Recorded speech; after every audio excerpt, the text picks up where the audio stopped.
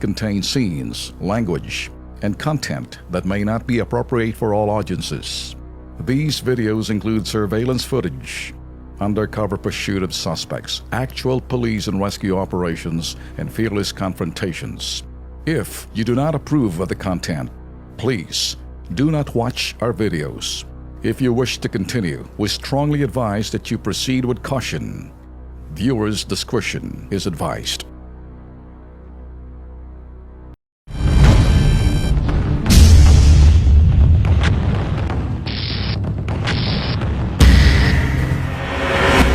Traffic, grabe to ha. Isang 25 anyos na dalaga kinaladkad at hinipuan daw ng isang pulis ang Angono Rizal. Pero imbes na tulungan ng hepe ng Angono Rizal Police Station, binantaan pa raw ikukulong ang biktima. Kung bakit? Narang report.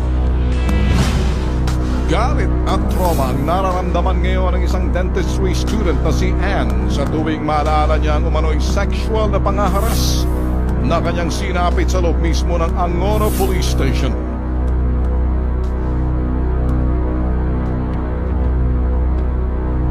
Sa 20 ng Oktubre nang arestuhin umano at idetine sa nasabing istasyon ang kanyang 80 anyos na lola dahil sa kasong perjury.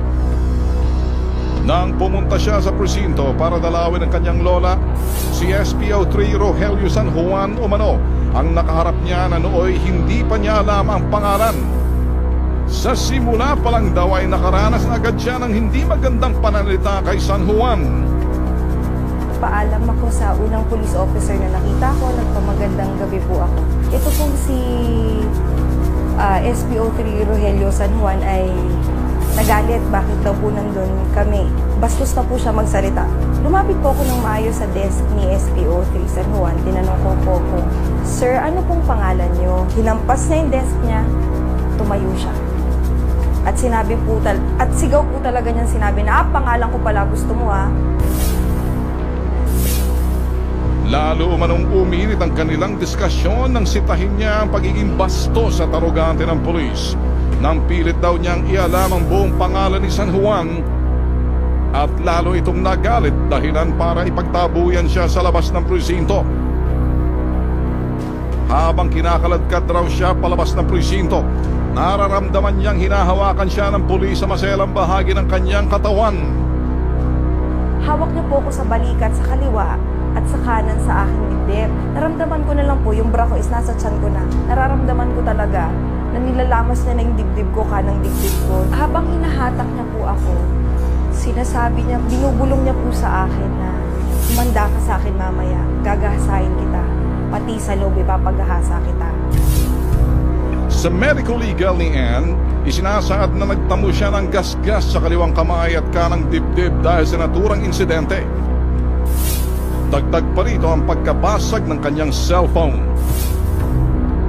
Sa litratong ito ay makikitang hindi nakasuot ng uniforme sa San Juan habang pinoposes sa isang bangko si Anne. Mapapansin rin ang kahon-kahon ng basyo ng beer sa loob mismo ng presinto. Ang mas ikinagalit pa ni Anne ay yung sagot ng hepe ng Angono Police na si Police Superintendent Lucilo Laguna nang isumbong nila ang pambabastos nitong si San Juan. Ikukulong ako ngayong gabi, tapos kinabukasan po ako makakalaya. Doon na daw po ako makakapag-bail out. After po noon, yun po ang sinabi niya na wag na lang daw po kaming magreklamo. At hindi na rin daw po magrereklamo si Sir San Juan. Pinuntahan ang Bitag D3 ang Angono Police Station para kunin ang panig ni San Juan. Depensa niya. Hindi ko ginagawa yun. In-advisean kasi sila ni Hepe na yung oras ng mga tao. Dumating sila ng marami. Normal lang yun. Magtanong ako, sino po sila? Ang sagot nga lang sa akin, siyempre, hindi rin maganda. Kaso, ang naging sagot lang, pinagmumura na kami. Ang sagot nga niya sa akin yung nilalamon ko, galing lang sa tax nila. Pinarningan ko siya for third time. Hanggang sa yung nanay niya siguro nag-react, sasampalin ako. Pagyuko ko, siya tinamaan ng sampal ng nanay niya. Dahil nga yung pwersa, yung mother niya, nasubasog dun sa kotse. Dahil nga ina-assault na niya ako, napilitan ako ipasok sa.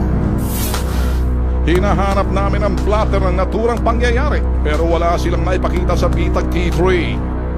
Superintendent Lucilo Laguna, oras na parang bigyan mo ng linaw mga akusasyon sa iyo at sa bata mong si SPO3 San Juan.